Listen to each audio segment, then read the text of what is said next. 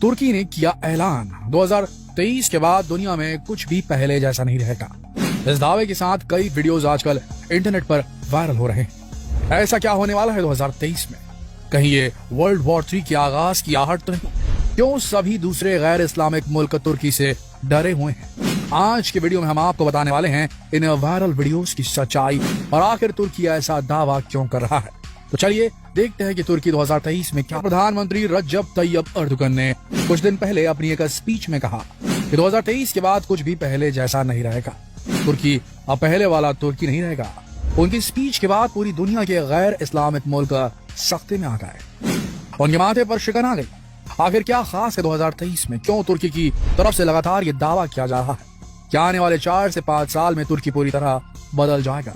सबसे पहले तुर्की से जुड़े कुछ खास पॉइंट आपको जानने जरूरी है। तुर्की के पास तेल के काफी सारे भंडार है, लेकिन इसके बावजूद भी वो अपने देश में तेल का उत्पादन खुद नहीं कर पाता, ना ही उसके बंदरगाहों पर उसका अधिकार है। एक पूर्ण इस्लामिक मुल्क होने के बावजूद भी उधर इस्लामिक कानून नहीं लागू हो पाया है। तुर्की अपने रिसोर्सेज का भी पूरा उपयोग नहीं कर पाता। तुर्की एक इंडिपेंडेंट कंट्री है, फिर उस पर इतनी सारी पाबंदियां किसने लगाई? और ऐसी क्या मजबूरी है कि तुर्की सालों से पाबंदियां बर्दाश्त कर रहा है?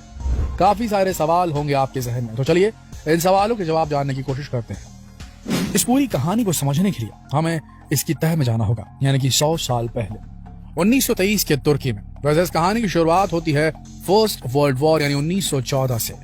फर्स्ट वर्ल्ड वॉर ने दुनिया के कई देशों को काफी कमजोर कर दिया था। करोड़ों लोग अपनी जान गंवा चुके थे। ये वो वक्त था जब तुर्की दुनिया का सबसे बड़ा मुस्लिम देश था।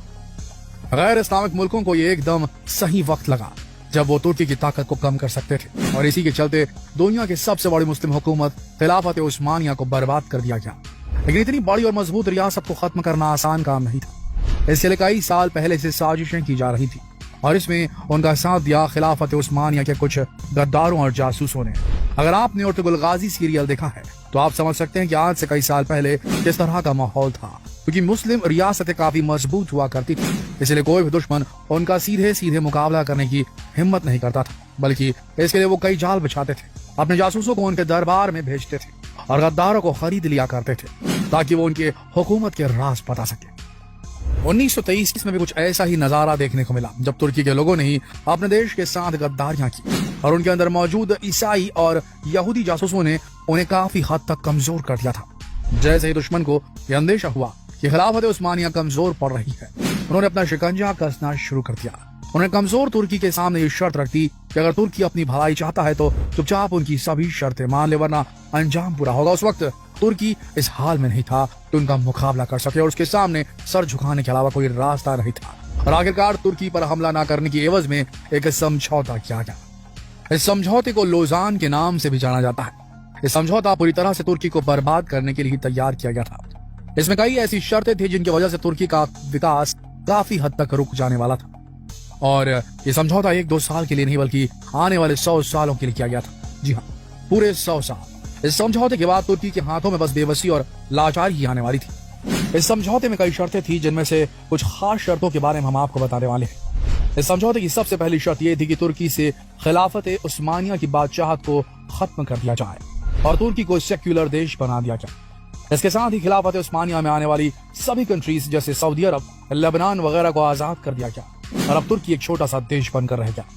इतना ही नहीं, खिलाफत उस्मानिया के आखिरी सुल्तान को उनके पूरे परिवार के साथ देश छोड़ के जाने का आदेश दे दिया गया ताकि ये बगावत न कर सके, क्योंकि उन्हें लोगों का काफी समर्थन था और मुमकिन था कि वो फिर से अपनी सेना तैयार कर लेते। इस खतरे से बचने के लिए जरूरी था कि तुर्की को माली रूप से कमजोर कर दिया जाए। देखिए, तुर्की में तेल के काफी ज्यादा भंडार है और तेल की मदद से तुर्की खुद को पहले जैसा मजबूत मुल्क बना सकता था, जैसे कि बाकी तेल उत्पादक देश हैं जैसे दुबई, कतर वगैरह।